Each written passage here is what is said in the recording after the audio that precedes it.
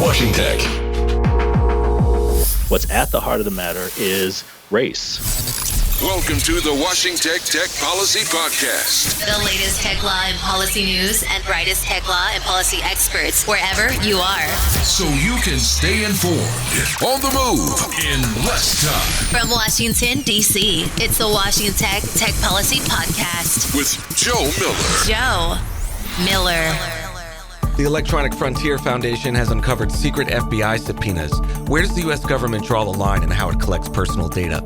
Elizabeth Warren calls for more tech expertise on the Hill, but it's not the kind of expertise that tech companies necessarily want. And Charlton McIlwain is my guest.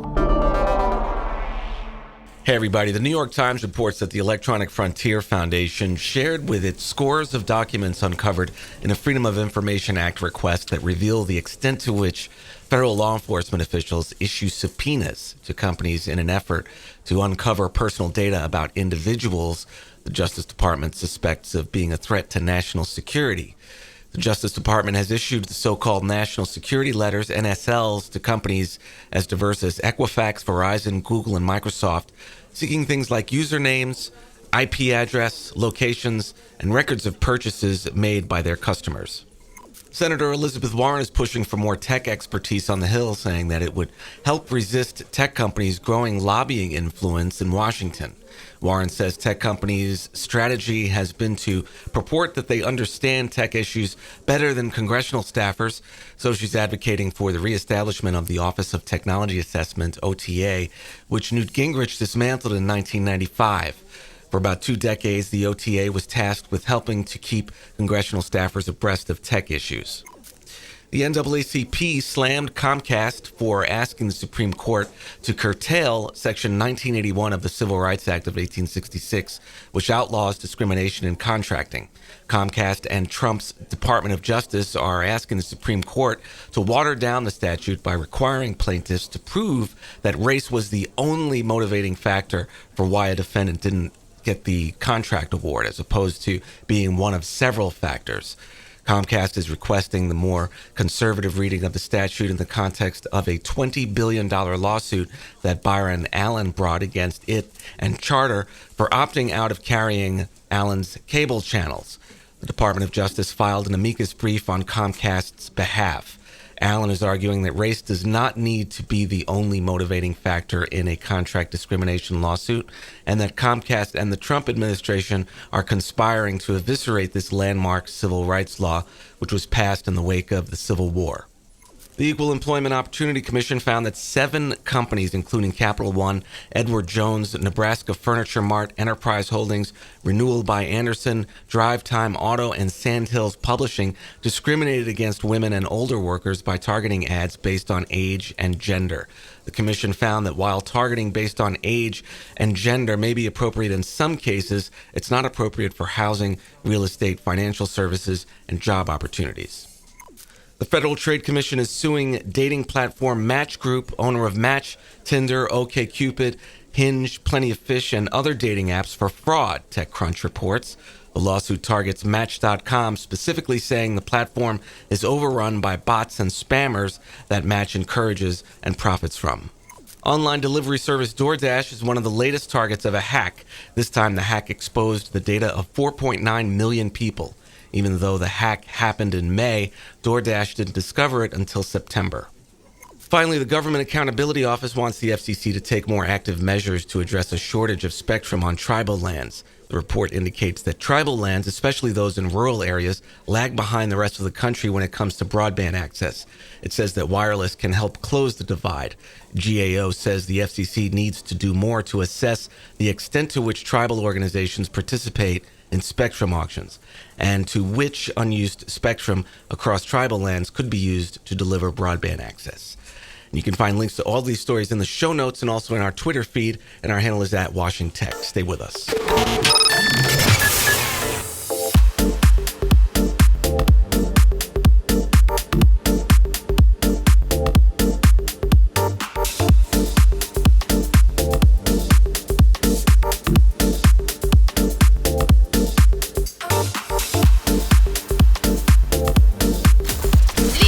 the voice of tech policy, watching tech. We see you.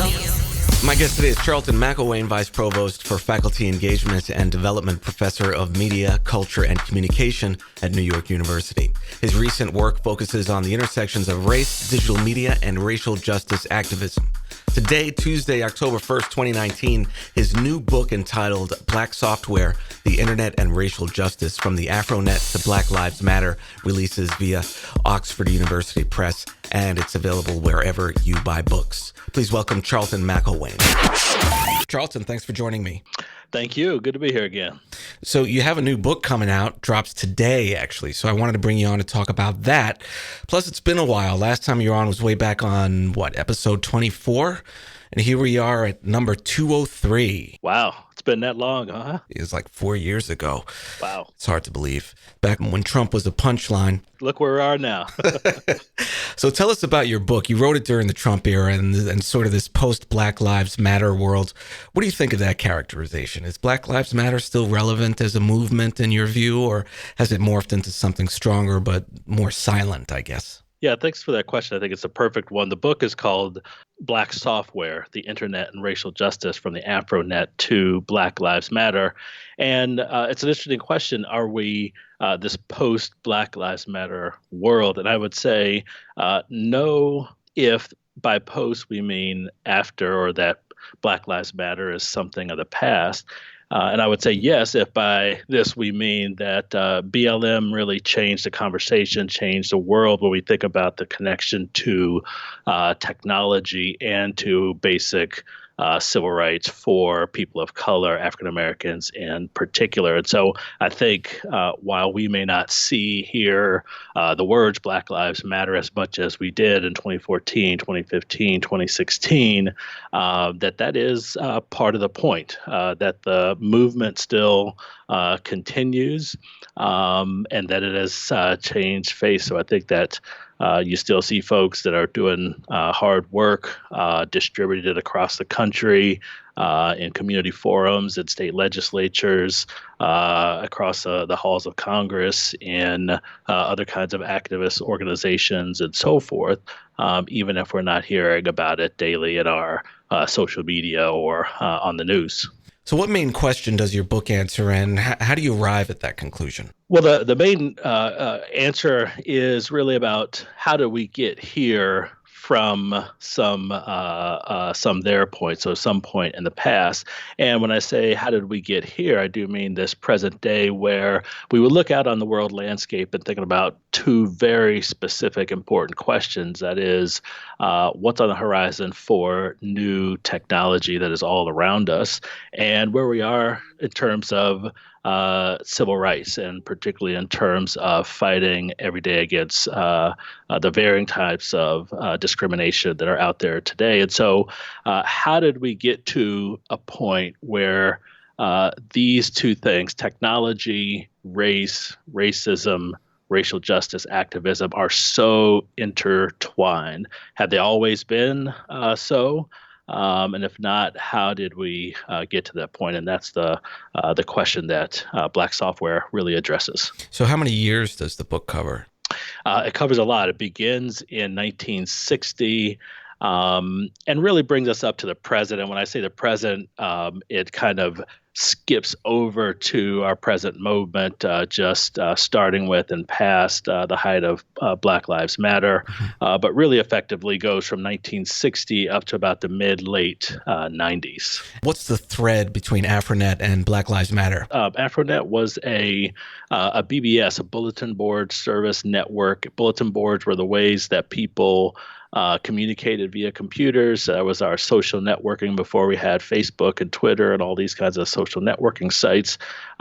So this was a movement back in late 80s, early 90s, a way for Black folks to get together through the miracle of computer networking.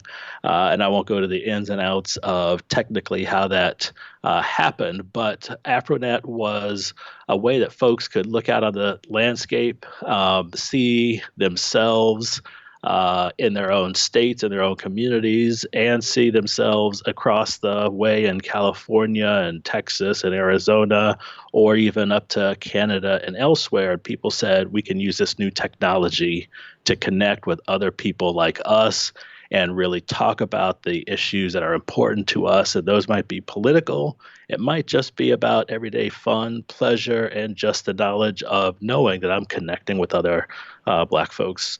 And so the connecting thread from AfroNet, which ceased to exist really as the web as we know it came to be in 94, 95, 96, that same impulse, that is the need to connect, the ability and need to use any and every technology at our disposal for Black people to connect and move forward our interests, our culture.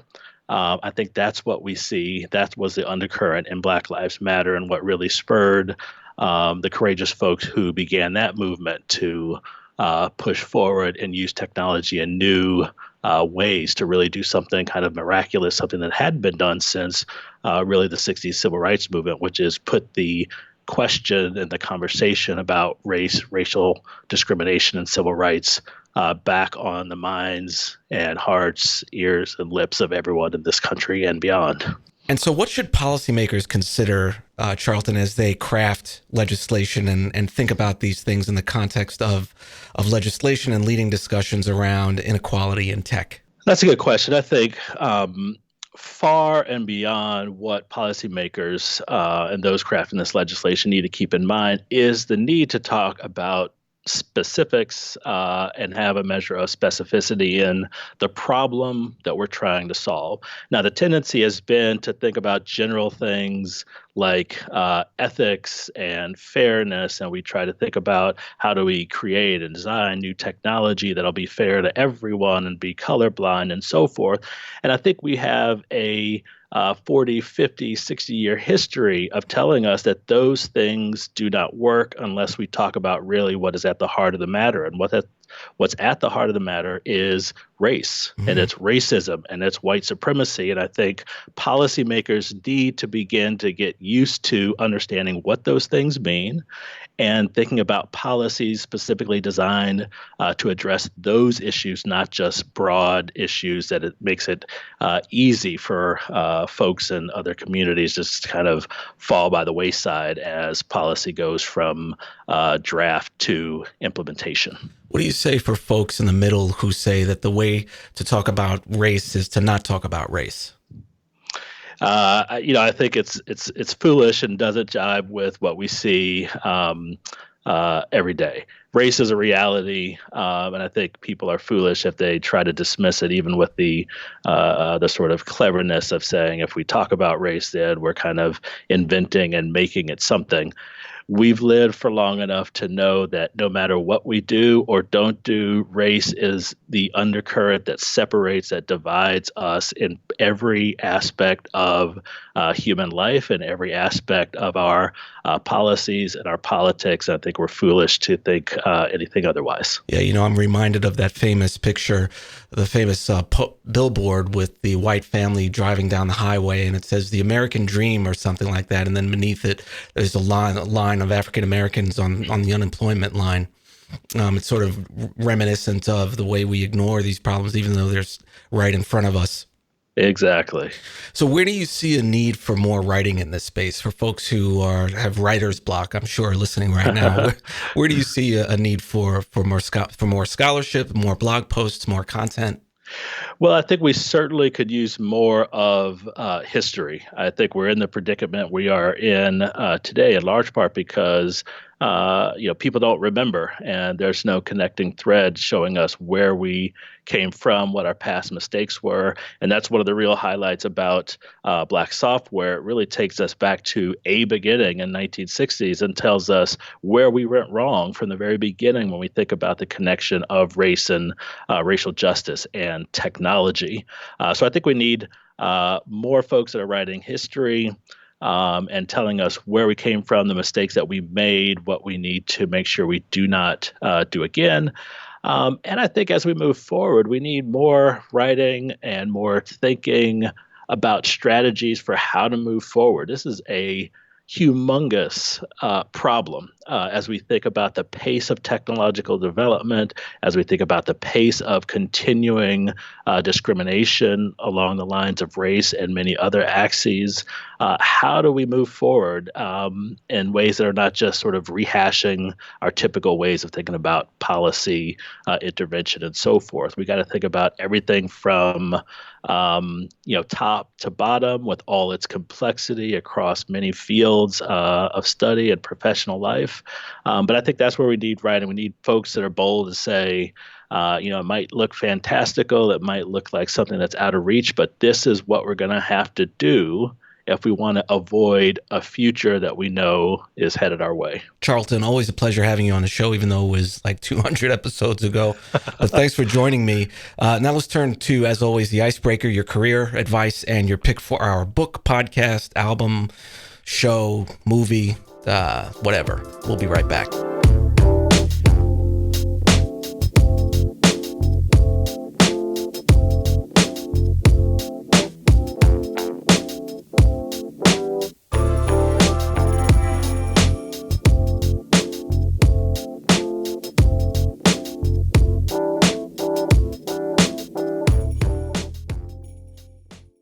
Okay, so it's time for this week's icebreaker. If you could be guaranteed one thing in life besides money, what would it be?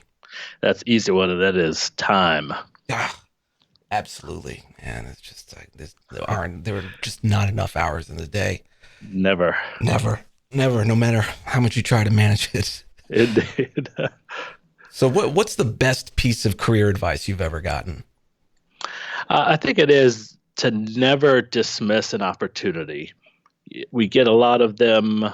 Most of them might not be right for us, but had great career advice that said that every opportunity is worth at least thinking about, considering, and deliberately saying yes or no to. Mm-hmm.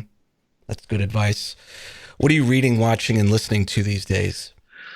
I'm reading a lot of my colleagues' work, a book by Ruha Benjamin, The New Jim Code, a book by a colleague and friend, Andre Brock, called Distributed Blackness, watching the new Hulu series on Wu-Tang Clan. That's been taking up my TV time for the weeks. Well, thanks again, Charles. There's a lot of good documentaries. The last one I watched was one on Lee Morgan.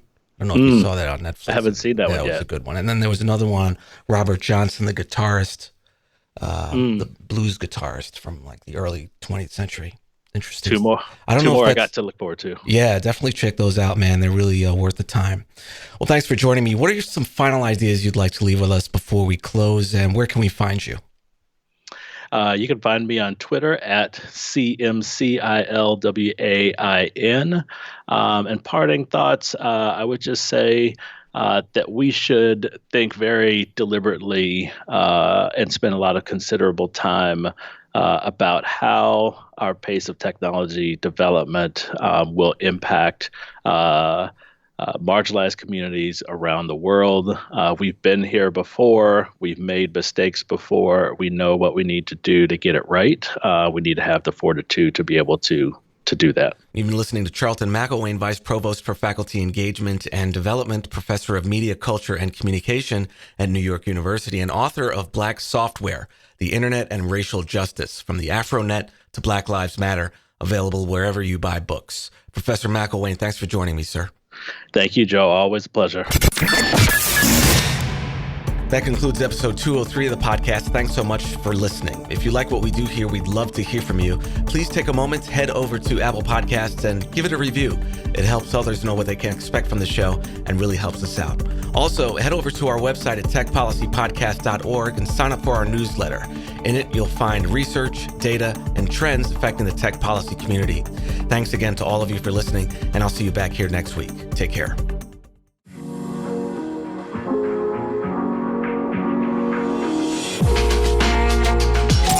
Washington Tech.